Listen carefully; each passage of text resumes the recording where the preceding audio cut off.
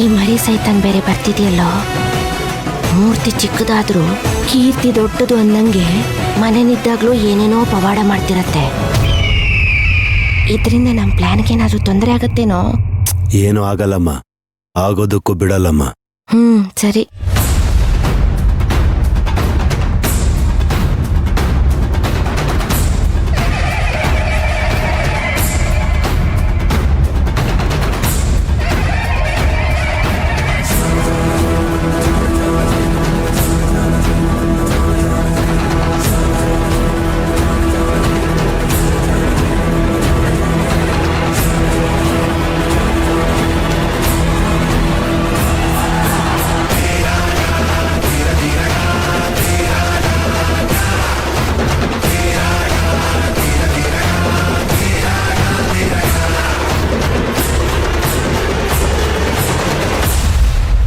ನಿನ್ನ ಮನೇಲಿ ಇರೋದಕ್ಕೆ ಹೇಳಿದ್ನಲ್ಲ, ಇಲ್ಲಿಗೆ ಯಾಕೆ ಬಂದೆ?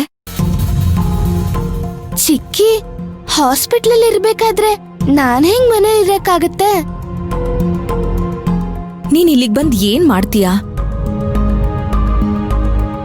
ಹಿತ್ಲ ಗಿಡ ಮದ್ದಲ್ಲ ಅಂತಾರೆ, ಹಾಗಾಯ್ತು ನೀನ್ ಹೇಳೋದು.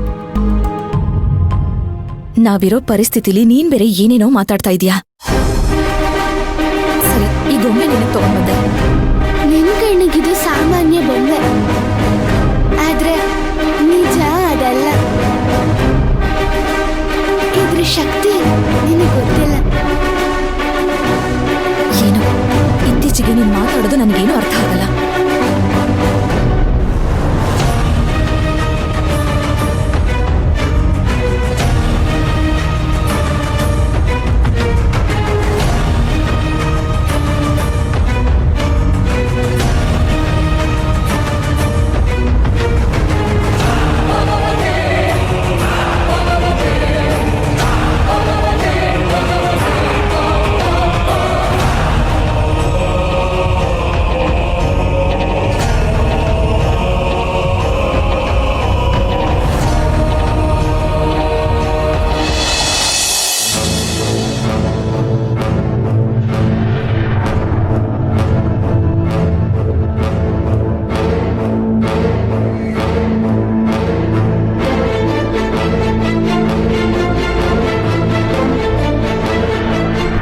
ಕಮಲಮ್ಮ, ಕಮಲಮ್ಮ,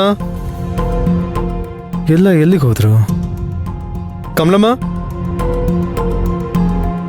ಈಗ ಬಂದ್ರೆ ಯಜಮಾನ್ರೆ? ಹಾ, ಯಾಕೆ ಇಷ್ಟೊಂದು ಗಾಬರಿ ಆಗಿದ್ದೀರಾ? ಯಾಕೆ ಮನೇಲಿ ಯಾರು ಕಾಣ್ತಾ ಇಲ್ವಲ್ಲ? ಅಯ್ಯೋ, ಮನೆಯಲ್ಲಿ ದೊಡ್ಡ ಅನಾಹುತ ಆಗೋಯ್ತು ಯಜಮಾನ್ರೆ. ಏನು ಹೇಳ್ತಿದ್ದಾರೆ ಕಮಲಮ್ಮ? ಅದು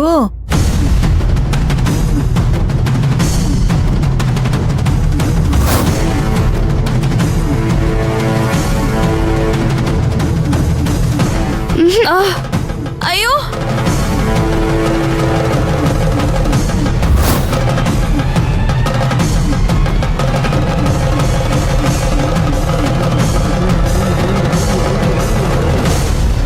ಹೌದಾ? ಹೌದು ಯಜಮಾನ್ರೆ.